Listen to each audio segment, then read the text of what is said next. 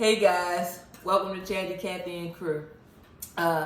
Today's show is going to be about when is your win, or when, let's say, when did you think your win was, and did you take it?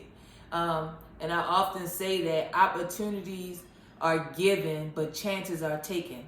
And today's crew member, we have my wise friend,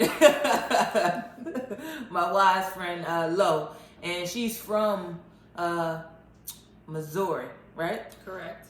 And she's going to explain her story as to, when she knew her win was. So when did you know your win was? Come on, man. So in reference to my win as to me moving or being here next to you in Maryland, it was 2012 that I made a major life-changing decision to move from Missouri, where I was born and raised, Kansas City, Missouri to be exact.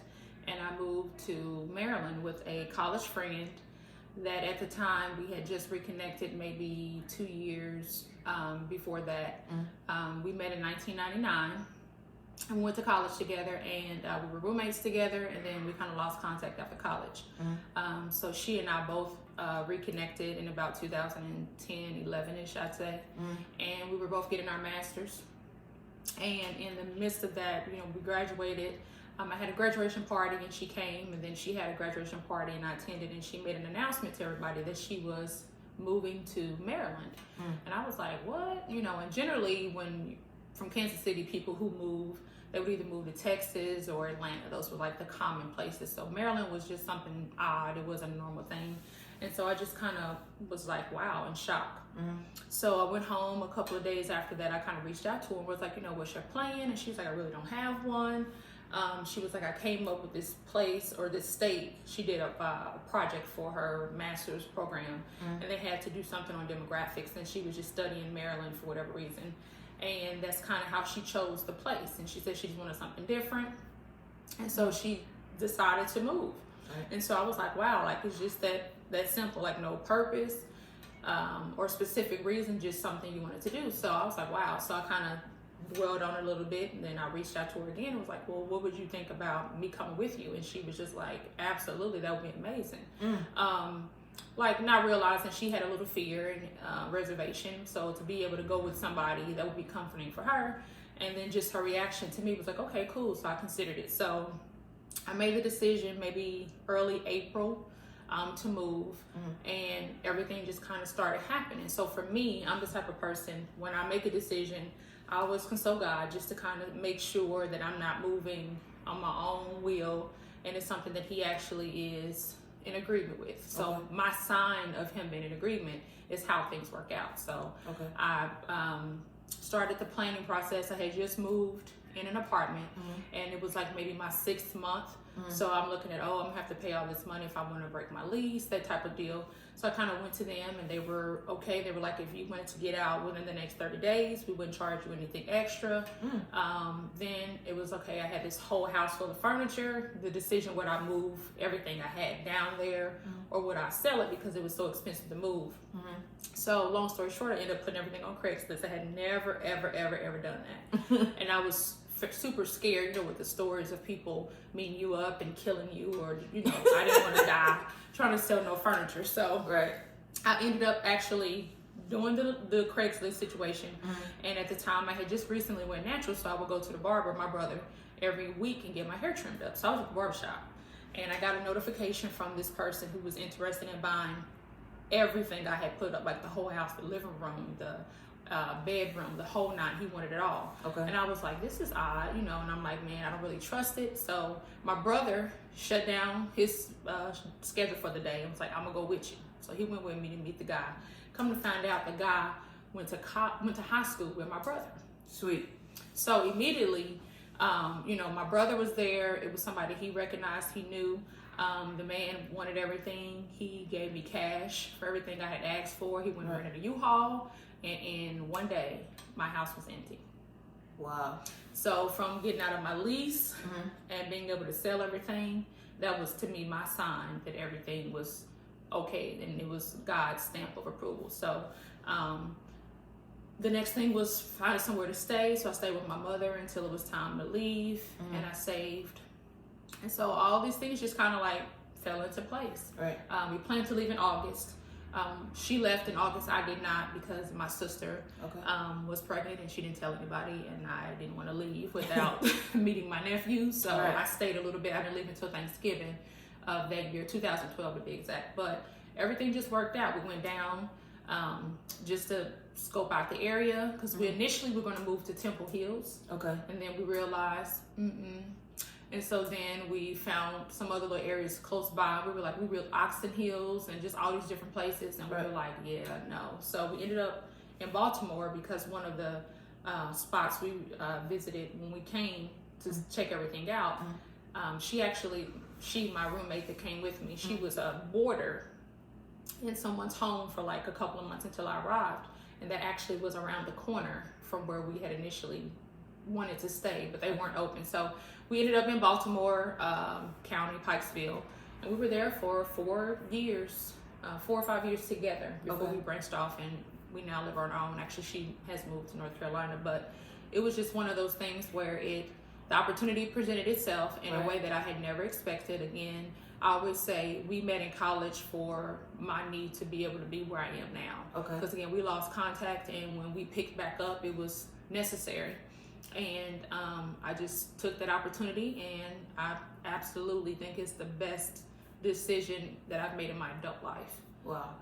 So since you made that decision, since you've been here, what have you gained from being here? Because you just said it was your best decision. Hold on, let me stop right there before I do that.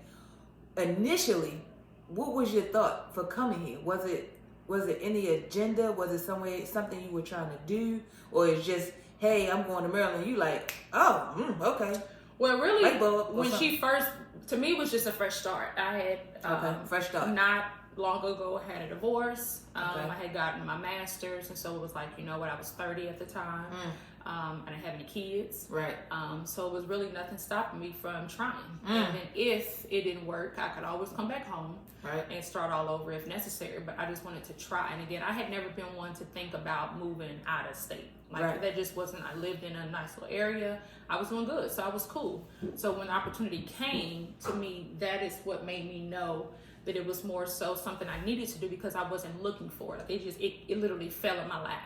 Like I said, I went to her graduation party, and she talked about moving, and that's how it happened. I had heard her say it, so it wasn't like something I was thinking about. It literally just was a thought or an opportunity that came, and then like a week later, I made the decision. Go back downstairs, buddy, real fast. Hold on.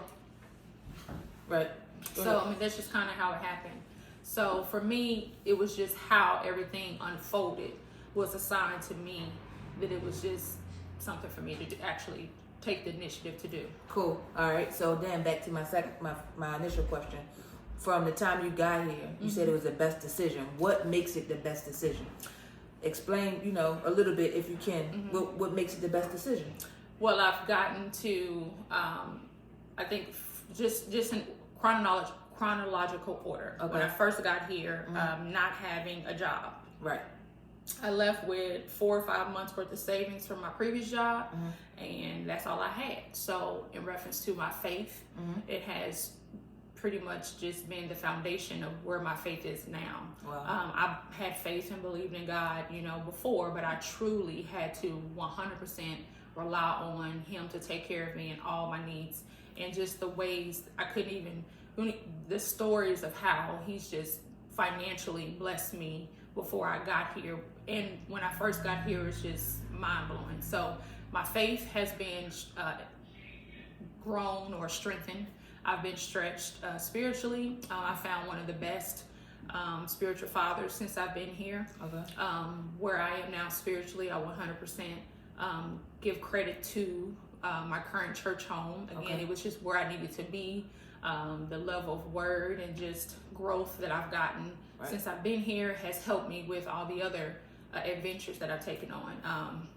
I'm a homeowner, something that I always equated to doing when I got married. I'm not married at the current time.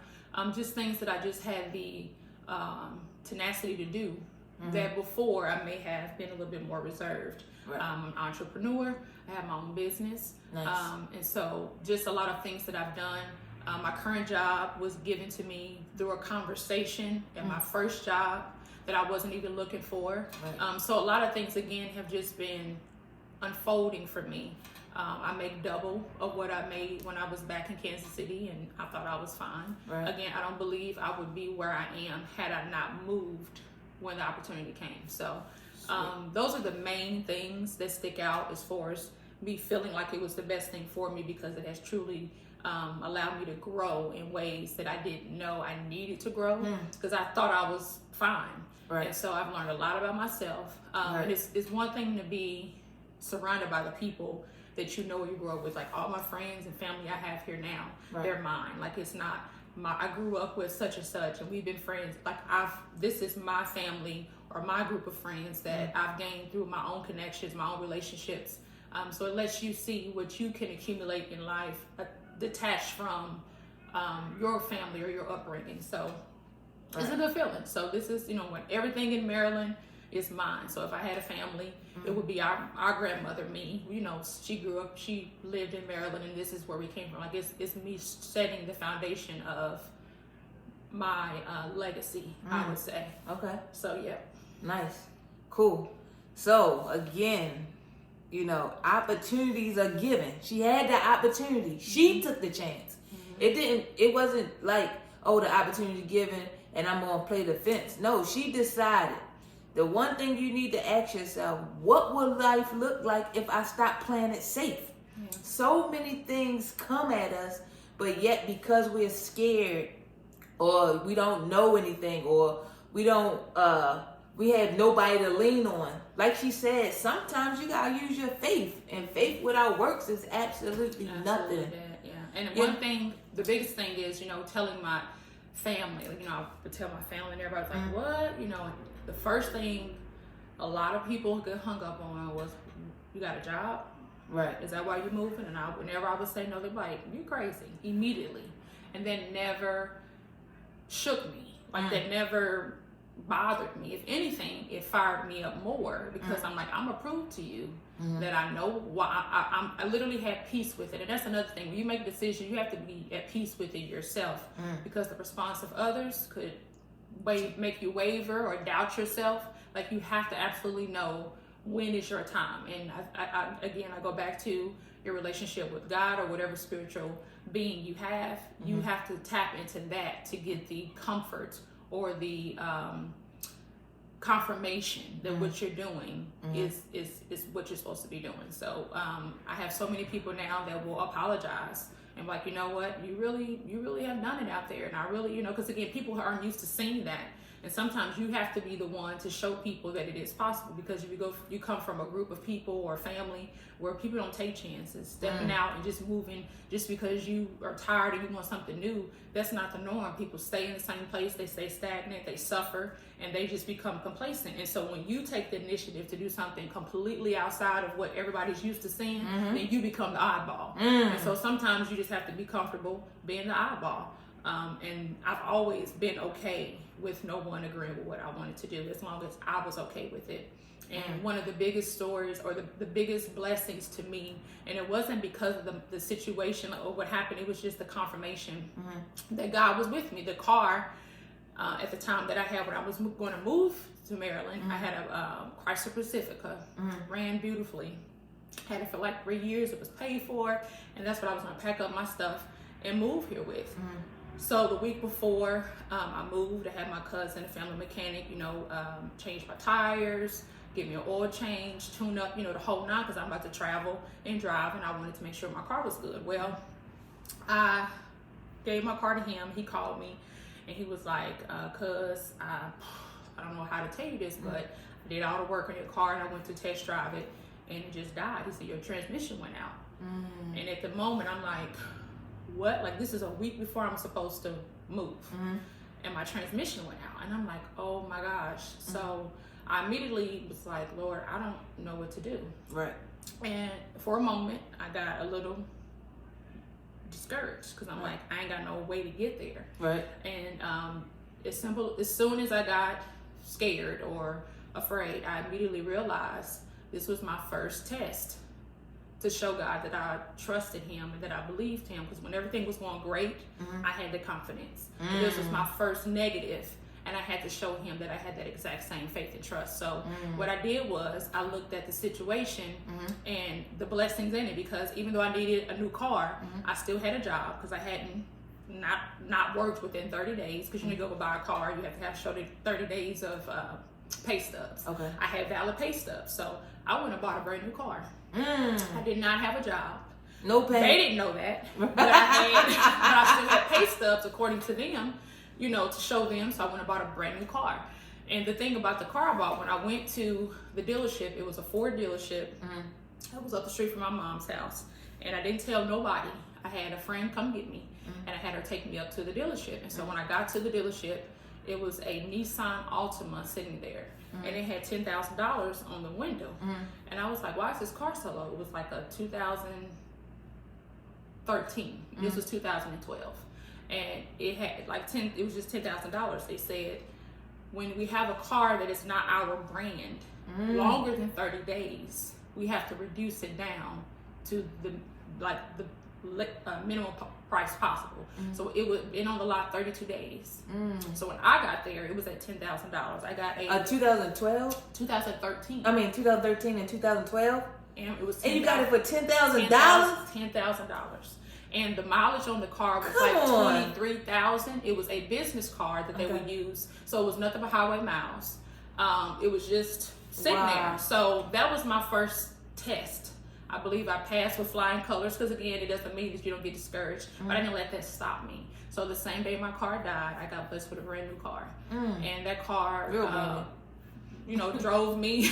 I drove that car until I decided to get a new one. It never broke down, never had any issues with it. And what the Lord showed me was he took care of me, because the car was going to break down regardless.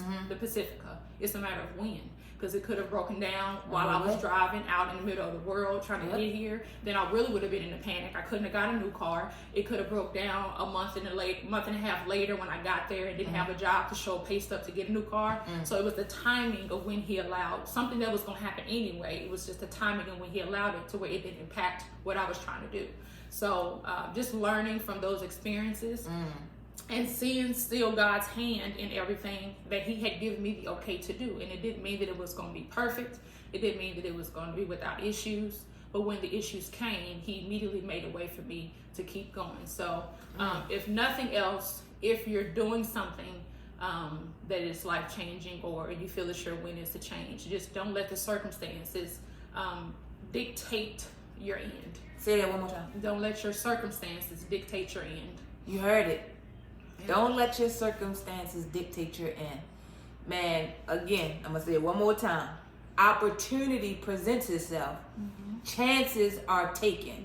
When you're in that moment and you have an opportunity to take a chance, ask yourself this one question. Ask yourself, what would it look like on the other side of this? Ask yourself that one question, and I guarantee you, you will probably want to go ahead and take that chance. Listen, man. Again, everybody has an opportunity. Are you going to take it is the question. Thanks, Lo. I appreciate that. Man, Chatty Cat and crew, like, share, and subscribe. See you in the next one. Bye, everybody.